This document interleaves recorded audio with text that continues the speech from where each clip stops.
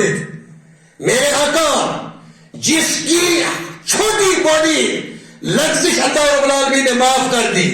اللہ رب العالمین نے نبی کریم صلی اللہ علیہ وسلم معصوم عن الخطا، نبی سے خطا نہیں ہوتی، ہم سے ہو سکتی ہے، بڑا عالم ہوگا اس سے خطا ہو جائے گی، لیکن نبی معصوم ہوتے ہیں، ان سے خطا نہیں ہوتی.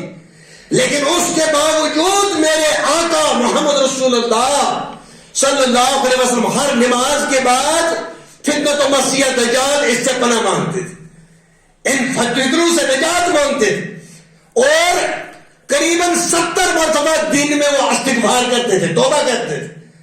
لیکن ہماری توبہ بھی الگ ہے. ہم نے اس توبہ کو بھی اتنا مہنگا کر دیا. توبہ تب تک ہوتی نہیں جب تک ایک بیڑو نہ کاٹو، پھر تیروں کو بٹھاؤ، پھر پورے دن توبہ کراتے رہو، یہ ہوئی توبہ.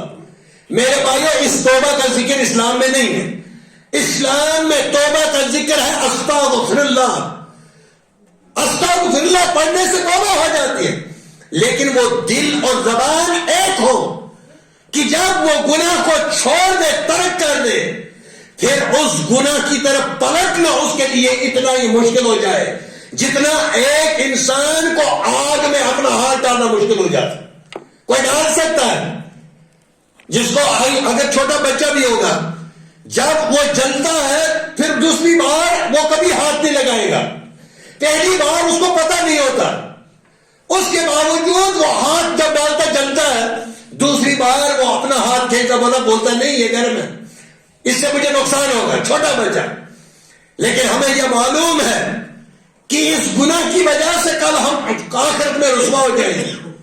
لیکن پھر بھی ہم اس گناہ کو جب کرتے ہیں، اس پر توبہ کرنے کا مقصد یہی ہے اللہ رب العالمین سے معافی مانگ کر اس گناہ سے اتنا دور ہو جانا. جس طرح سے یہ آگ میں ہاتھ ڈالنا مشکل ہے، اسی طرح سے اس کو لگے دوبارہ اس گناہ کی طرف جانا. قیامت کے آثار پڑھنے سے ہمیں یہی معلوم ہوگا جو فتنے ہیں آخر زمانے میں جو ہونے والے، ان سے ہمیں یہی تعلیم ملتی ہے کہ ہم اعمال میں جلدی کر لیں، ہم اعمال جلدی کر لیں اور اپنی آخرت کے لیے کچھ سامان جمع کر لیں، اعمال جمع کر لیں. لیکن الٹا ہم دنیا کو جمع کرنے کے لیے پیچھے پڑے. آپ دیکھ لیجئے، ایک ہو گیا خود حرام کام کرنا، دوسرا ہو گیا پوری امت کو اس کے اندر ملوث کرنا. اس سے بڑا گناہگار کوئی نہیں ہو سکتا. میں ایک چھوٹی سی مثال دے دوں. آپ ٹریکٹر والوں کو دیکھ لیجئے، جب یہ بازار میں جاتے ہیں، ٹریکٹر میں اتنی بجری نہیں ہوتی جتنا بڑا سپیکر ہے اس میں، بہت بڑا. ایک آدمی بڑی مشکل سے اس کو اٹھا سکتا ہے.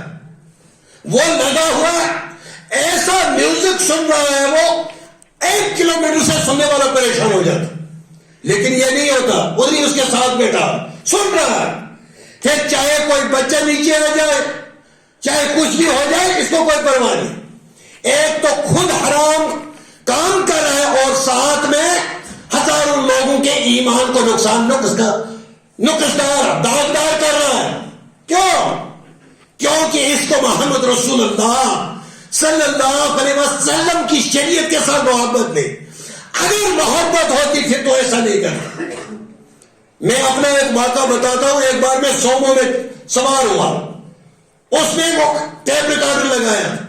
میں نے بولا بھائی یہ بند کر لے، ہمارا سفر پھر بھی کٹ جائے گا، بند کر لے، یہ کشمیر کی بات. نہیں مانا اس نے، بولا آپ اتر جاؤ. میں اتر گیا.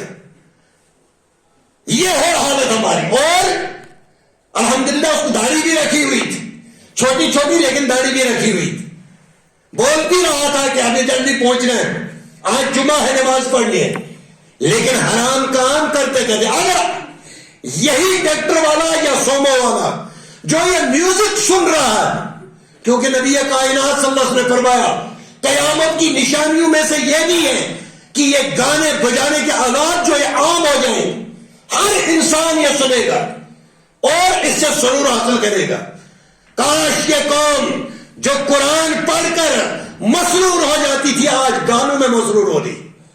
اگر اسی دوران اس کی گاڑی کا حادثہ ہو گیا، کیونکہ نبی کریم صلی اللہ علیہ وسلم فرمایا جس حالت میں ایک انسان کی موت ہوگی اسی حالت میں کل قیامت کے دن اس کو اٹھایا جائے. اللہ بچائے, اللہ حفاظت کرے. اگر گانا سنتے سنتے کسی کی موت ہو گئی تو وہ اسی حالت میں اٹھے گا. اس لیے میرے بھائیوں, ہمیشہ اپنے آپ کو اعمال میں آگے رکھیے, گناہوں پر نظر رکھتے ہوئے اپنے گناہوں کو کبھی بھولنا نہیں چاہیے.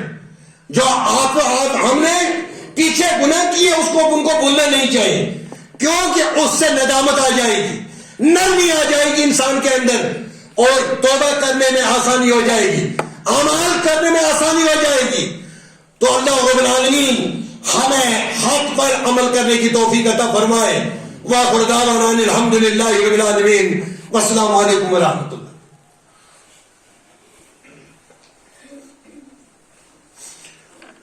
الحمدللہ.